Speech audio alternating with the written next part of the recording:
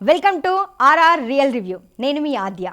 ప్రతి వారం కొత్త సినిమాల రివ్యూస్ అయితే మీకు ఇస్తున్నాను కదా, అలాగే ఈ వారం రిలీజ్ అయిన సినిమాలు కూడా నేను చూశాను. అలాగే కొన్ని వెబ్ సిరీస్లు కూడా ఉన్నాయి, సూపర్ హిట్ అయ్యాయి. ఆ రివ్యూస్ అయితే మీకోసం ప్రిపేర్ చేసి పెట్టాను. మరి రివ్యూస్ వినడానికి మీరు రెడీగా ఉన్నారా? ఇంకెందుకు ఆలస్యం, రివ్యూలోకి వెళ్ళిపోదామా?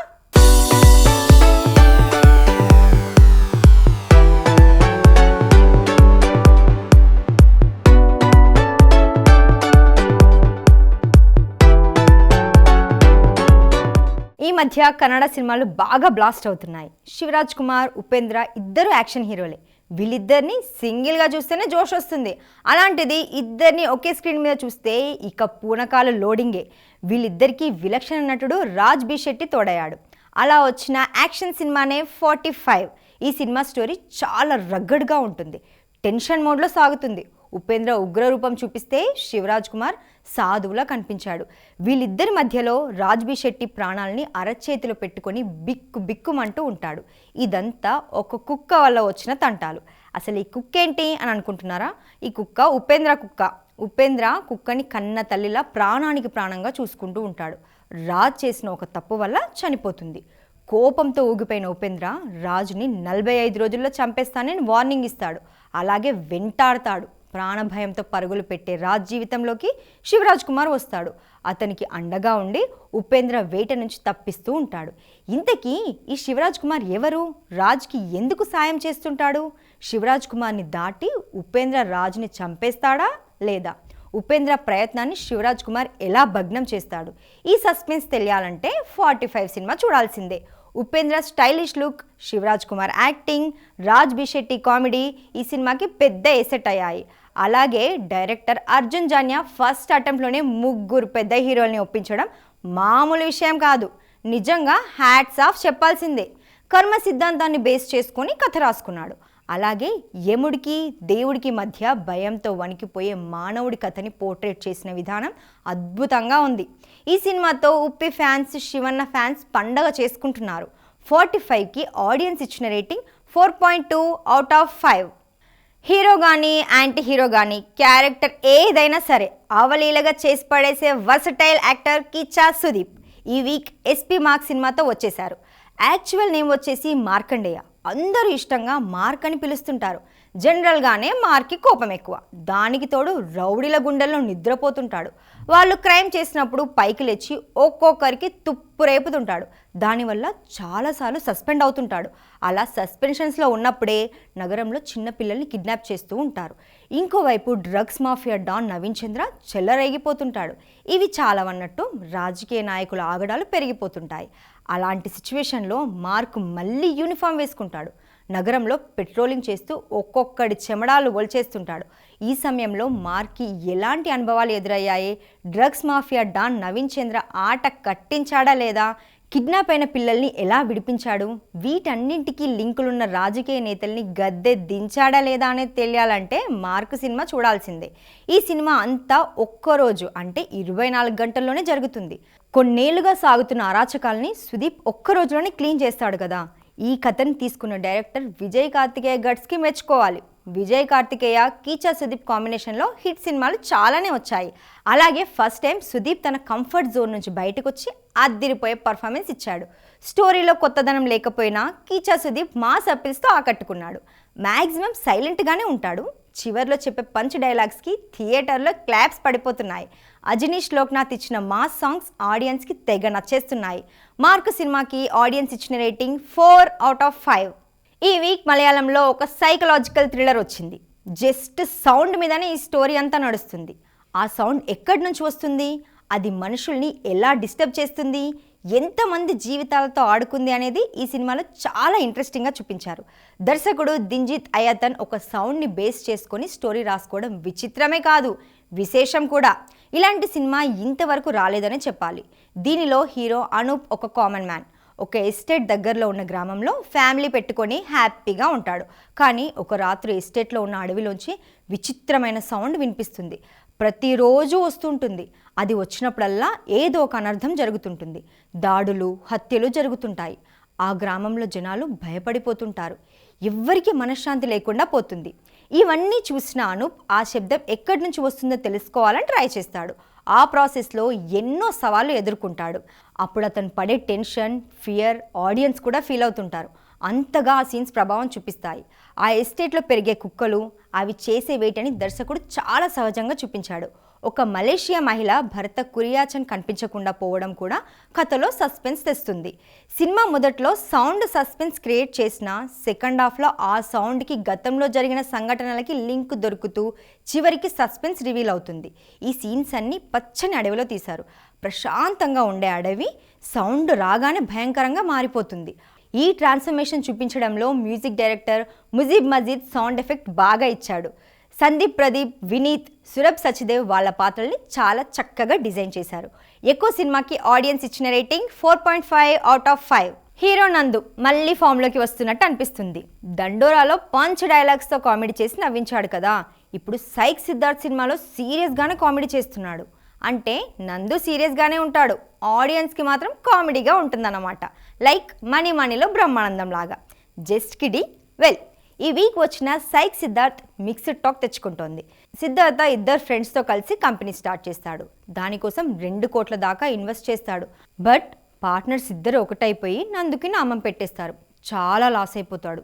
ఒక స్లమ్ ఏరియాలో రూమ్ తీసుకొని ఉంటుంటాడు. అదే ఏరియాలో యామిని అని మ్యారీడ్ ఉమెన్ కొడుకుని పెట్టుకొని ఉంటుంది. ఏవో ఫ్యామిలీ ప్రాబ్లమ్స్ వల్ల భర్త నుంచి వేరైపోయి సపరేట్గా ఉంటుంది. నందు, యామిని ఇద్దరు ఒంటరి పక్షులు. సొసైటీ మోసం చేయడం వల్ల ఒంటరిగా ఉన్న వాళ్ళే. సో వీళ్ళిద్దరికీ ఎలా పరిచయం అయింది, వీళ్ళ పరిచయం బంధంగా ఎలా మారింది, ఒకరి సంతోషం కోసం ఒకరు ఏం చేశారు, మళ్ళీ వాళ్ళ జీవితాల్లో వెలుగుల్ని ఎలా నింపుకున్నారో తెలియాలంటే ఈ సైక్ సిద్ధార్థ్ సినిమా చూడాల్సిందే. ఈ సినిమాలో ఫ్రెండ్స్ వల్ల మోసపోయిన సిద్ధు జనాలతో కాస్త వింతగా బిహేవ్ చేస్తూ ఉంటాడు. ఆ సీన్స్లో బాగా ఫన్ పండింది. యామిని పర్సనల్ లైఫ్లో వచ్చే సెంటిమెంట్ కూడా బాగా వర్కౌట్ అయింది. హీరో ఫ్రెండ్గా చేసిన నరసింహ యాక్టింగ్తో బాగా ఆకట్టుకున్నాడు. అలాగే హీరోని మోసం చేసే పాత్రలో సుకేష్ రెడ్డి, ప్రియాంక చాలా సహజంగా నటించారు. తెలంగాణ యాసలో వచ్చే డైలాగ్ సినిమాకి ప్లస్ అయ్యాయి. అలాగే ఇప్పటి జనరేషన్కి కావాల్సిన ఎలిమెంట్స్ ఉండేలా చూసుకున్నారు. ఈ సినిమాకి డైరెక్టర్ వరుణ్ రెడ్డి స్టోరీ మీద వర్క్ చేస్తే బాగుండేది అనిపించింది. ఈ సినిమాకి ఆడియన్స్ ఇచ్చిన రేటింగ్ 3.5/5. సినిమా ఎంత బాగుంటే ఏం లాభం, దానికి కావాల్సిన ప్రమోషన్స్ ఇస్తే కదా జనాలకు తెలిసేది. రీసెంట్గా వచ్చిన పతంగ్ సినిమా చాలా ఫ్రెష్గా ఉంది. న్యూ బాటిల్లో పోసిన ఓల్డ్ వైన్ లాగా ఆడియన్స్కి మంచి కిక్కిస్తుంది. అప్పుడెప్పుడో ప్రేమదేశం సినిమా చూసాం కదా, టబు, అబ్బాస్, వినీత్ నటించారు. అలాంటి లవ్ స్టోరీని మళ్ళీ తీశారు. అదే పతంగ్. దీనిలో పూర్గాయ్ వంశీ, రిచ్ కిడ్ ప్రణవ్ మంచి ఫ్రెండ్స్. వీళ్ళిద్దరూ ప్రీతిని ప్రేమిస్తారు. ప్రీతి కూడా కాసేపు వంశీతో, ఇంకాసేపు ప్రణవ్తో క్లోజ్గా మూవ్ అవుతుంది. ఎవరితో మూవ్ అవ్వాలో తెలియక కన్ఫ్యూజ్ అయిపోతూ ఉంటుంది. ఈ మధ్యలో ప్రీతి నాదంటే నాదని హీరోలు ఇద్దరు దెబ్బలాడుతూ ఉంటారు. అలాగని చొక్కాలు చించుకొని రోడ్ల మీద పడితే ఏం లాభం బాస్, ఉన్న పరువు పోవడం తప్ప. అందుకే హీరోలు ఇద్దరికి పతంగుల పోటీ పెడతారు. పతంగులు ఎగిరేయడంలో ఎవరు గెలిస్తే ప్రీతి వాళ్ళదే. ఇది చాలా సిల్లిగా ఉంది కదా, కానీ తప్పలేదు. ఇంతకీ ఆ పతంగుల పోటీ ఎలా జరిగింది, ఎవరు గెలిచారు, ప్రీతి ఎవరికి దక్కింది, లేకపోతే ప్రేమ దేశంలో టబ్బులాగా ఇద్దరు నా ఫ్రెండ్స్ అని షాక్ ఇచ్చిందా? చివరికి ఏం జరిగిందో తెలియాలంటే పతంగి సినిమా చూడాల్సిందే. ఈ సినిమాని డైరెక్ట్ చేసింది ప్రణీత్. చెప్పా కదా, న్యూ బాటిల్లో ఓల్డ్ వైన్ పోసినట్టు ఉంది అని. స్టోరీలో ఏం లేదు, అంతా స్క్రీన్ ప్లేలోనే మ్యాజిక్ చేశాడు. అలాగే అందరినీ కొత్త వాళ్ళని తీసుకొని హిట్ కొట్టేశాడు. వంశీ, పూజిత్, ప్రణవ్ కౌశిక్ ఇద్దరు బ్యాక్ స్ట్రీట్స్ బాయ్స్ లాగా కనిపించారు. ఇంకా హీరోయిన్ ప్రీతి పగడాల సోషల్ మీడియా ఇన్ఫ్లుయెన్సర్గా అందరికీ తెలుసు. బట్ ఈ సినిమాలో చాలా క్యూట్గా యాక్టింగ్ చేసింది. పతంగి పోటీల్లో విష్ణు చేసిన కమెంటరీని ఆడియన్స్ బాగా ఎంజాయ్ చేశారు. ఈ సినిమాకి జోస్ జిమ్మీ ఇచ్చిన పాటలు వెరైటీగా ఉన్నాయి. ఇంకా బ్యాక్గ్రౌండ్ స్కోర్ కూడా సూపర్గా ఉంది. పతంగ్ సినిమాకి ఆడియన్స్ ఇచ్చిన రేటింగ్ 4.5/5. దేశభక్తి సినిమాలు మన దగ్గర చాలా బాగా ఆడతాయి. ఆర్మీ నేపథ్యంలో వచ్చే సినిమాలు కొంచెం బాగుంటే చాలు హిట్ అయిపోతాయి. ఆ బార్డర్లో వారు, బాంబ్ బ్లాస్టింగ్, జై బోలో భారత్ మాతాకి జై అని సైనికులు ఇచ్చే నినాదాలు, వీటన్నింటిని చూస్తేనే జనాలు ఊగిపోతారు. సో ఈ వీక్ వార్ నేపథ్యంలో 21 సినిమా వచ్చింది. దీనిలో చాలామంది యాక్టర్స్ ఉన్నారు. కానీ వెటరన్ హీరో ధర్మేంద్ర ఫ్లాష్ బ్యాక్లో ఈ సినిమా సాగుతుంది. 1971లో జరిగిన ఇండో పాకిస్తాన్ వార్లో తన కొడుకు అరుణ్ చనిపోతాడు. ఆ జ్ఞాపకాల్ని వెతుక్కుంటూ ధర్మేంద్ర పాకిస్తాన్ వెళ్తాడు. ఆయన మాజీ ఆర్మీ ఆఫీసర్ కాబట్టి హై సెక్యూరిటీ ఉంటుంది. ఇంకా తన ఓల్డ్ ఫ్రెండ్స్ని కలిసి మాట్లాడేటప్పుడు ఫ్లాష్ బ్యాక్ రివీల్ అవుతుంది. 1971లో ఇండో పాక్ యుద్ధం ఎలా జరిగింది, ఆ టైంలో మన ఆర్మీకి ఎలాంటి సవాళ్లు ఎదురయ్యాయి, ధర్మేంద్ర కొడుకుతో పాటు చాలామంది సోల్జర్స్ దేశం కోసం ఎలా ప్రాణాలు అర్పించారో తెలియాలంటే ఇక్కీ సినిమా చూడాలి.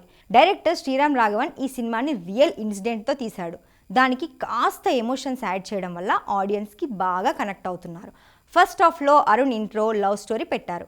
అలాగే సెకండ్ హాఫ్ అంతా వార్ జోన్ స్టార్ట్ అవుతుంది. అరుణ్ చాలా ధైర్యంగా పోరాడతాడు. అలాగే లొంగిపోయిన పాక్ సైన్యాన్ని కాల్చకుండా బందీలుగా పట్టుకొని ఎథిక్స్ పాటిస్తాడు. వాళ్ళకి మనకి తేడా చూపించాడు డైరెక్టర్ శ్రీరాఘవ. దాదాపు 20 మినిట్స్ యుద్ధమే జరుగుతుంది. గన్ ఫైరింగ్, బాంబ్ బ్లాస్టింగ్ తోటి థియేటర్ అద్దిరిపోతుంటుంది. మాజీ ఆర్మీ ఆఫీసర్గా ధర్మేంద్ర చాలా సెటిల్డ్గా యాక్ట్ చేశాడు. అలాగే అరుణ్ ఖేత్రపాల్ పాత్రలో అగస్త్యానంద బాగా ఒదిగిపోయాడు. మొత్తానికి ఈ సినిమా చూస్తున్నంతసేపు బోర్డరే గుర్తొస్తుంది.